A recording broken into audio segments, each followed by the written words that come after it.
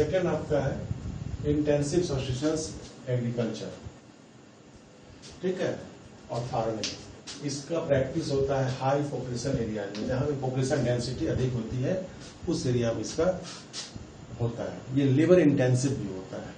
Labour intensive से मतलब है इसमें लेबर की अधिक जरूरत पड़ती है, बड़े पैमाने पर लेबर की जरूरत पड़ती है, और इसमें high doses of biochemical inputs, या बायोकेमिकल इनपुट्स से मतलब फर्टिलाइजर, पेस्टिसाइड्स, इंसेक्टिसाइड्स और इरिगेशन, इसकी जरूरत पड़ती है। लेकिन राइट ऑफ इनहेरिटेंस के कारण, राइट ऑफ इनहेरिटेंस मतलब the laws that is passed by the government for the division of the land and the property of a father among their sons, this is known as the right of inheritance, जिसके कारण land का टुकड़े टुकड़े में division होने लगा, और तब लैंड क्या होने लगे, छोटे डिवीजन में कन्वर्ट होने लगे, छोटे पार्ट में ये कन्वर्ट हो गया लैंड, उसका स्मॉल पैच ऑफ लैंड हो गया, जिसके कारण ये अनइकोनॉमिकल हो गया, फार्मर के लिए फ्रूटफुल नहीं रहा। उनका लेबर तो लगता ही उसमें है, उनका इनपुट्स भी लगता ही उसमें है, बट पहले की तरह उसमें प्रोडक्टिविटी नहीं रहा।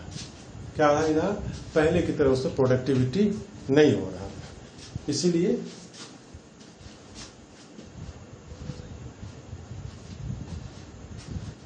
तो ये एग्रीकल्चर लैंड डिवीजन के बाद अनप्रोडक्टिव हो गया और अनइकोनॉमिकल हो गया, फार्मर्स के लिए बेनिफिशियल नहीं हो पाया।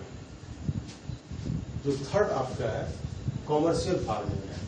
कॉमर्शियल फार्मिंग का आपको कॉमर्शियल फार्मिंग को आप डिफाइन कर सकते हैं, farming that is done to sell in the markets, the crops that is grown for the sale in the market, it is called the commercial farming. और इसमें क्या होता है, high use of the high doses of modern inputs. इसमें आपको बड़े पैमाने पे और modern method of agriculture use किए जाते हैं। इसमें जो मॉडर्न इनपुट्स में आप कर सकते हैं कि आज के डेट में from the tilling, from the sowing to the you can say to the harvesting, बुआई से लेकर के और कटाई तक के दौरान जितने भी एक्टिविटीज होते हैं एग्रीकल्चर में, उस सभी में हाई मेथड और high doses of modern inputs को यूज किए जा सकते हैं। जैसा कि पहले ट्रेडिशनल मेथड में क्या था, हल बैल से खेती किए जाते थे, लेकिन मॉडर्न इनपुट्स में क्या है, ट्रैक्टर्स को यूज किए जाते हैं, स्प्रेइंग मशीन यूज होते हैं, उसके बाद पेस्टिसाइड्स यूज किए जाते हैं, high yielding variety seeds use किए जाते हैं, इंसेक्टिसाइड्स यूज किए जाते हैं, और लास्टली हार्वेस्टिंग मशीन भी यूज किया जाता है। जैसा कि आप जानते हैं कैंपेन मशीन और बहुत सारे मशीन आ चुके हैं, इसमें यूज किए जाते हैं। कॉमर्शियल फार्मिंग में HYV seeds, chemical fertiliser and बहुत सारी चीज यूज किए जाते हैं। डिग्री ऑफ कमर्शियलाइजेशन आप इससे समझिए क्या होता है। जो ग्रेन और क्रॉप्स प्रोडक्ट्स किए जाते हैं उसका कमर्शियलाइजेशन अलग स्टेट्स में अलग अलग तरीके से होते हैं। जैसे आप देख लीजिए, राइस का प्रोडक्शन अगर पंजाब में होता है और हरियाणा में, तो वहां पे वो कमर्शियल फार्मिंग में आता है, क्योंकि पंजाब और हरियाणा के जो किसान है वो high yielding variety seeds, modern method of farming use करके मोर एंड मोर राइस का प्रोडक्शन करते हैं to sell in the market. तो यहाँ पर केस में आता है ये कमर्शियल फार्मिंग में आता है। बट सेम टाइम राइस का प्रोडक्शन अगर उड़ीसा में होता है तो वो सब्सिस्टेंस फार्मिंग में आता है।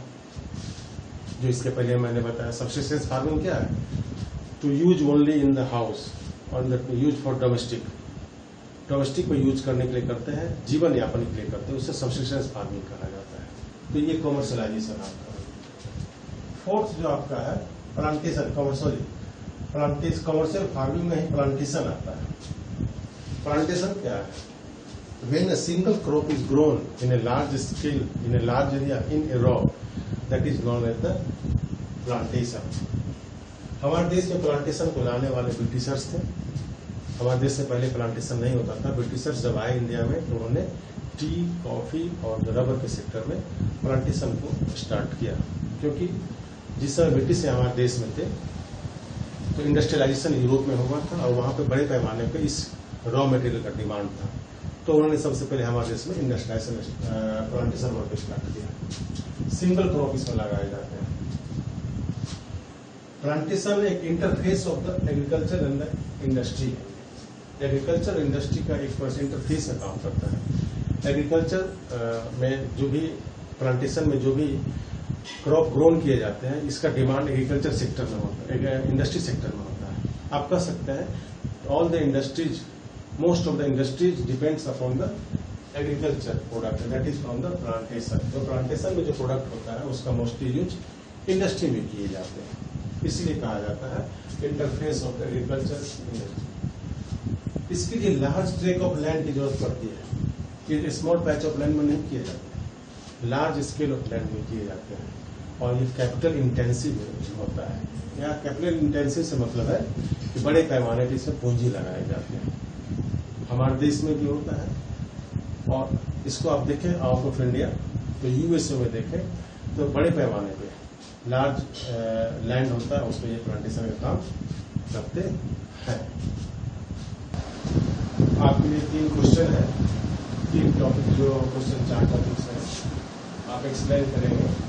Primitive substitutions farming, slash and burn process, intensive substitutions farming and commercial farming. इस 4 क्वेश्चन को आप सेंड करेंगे। ओके।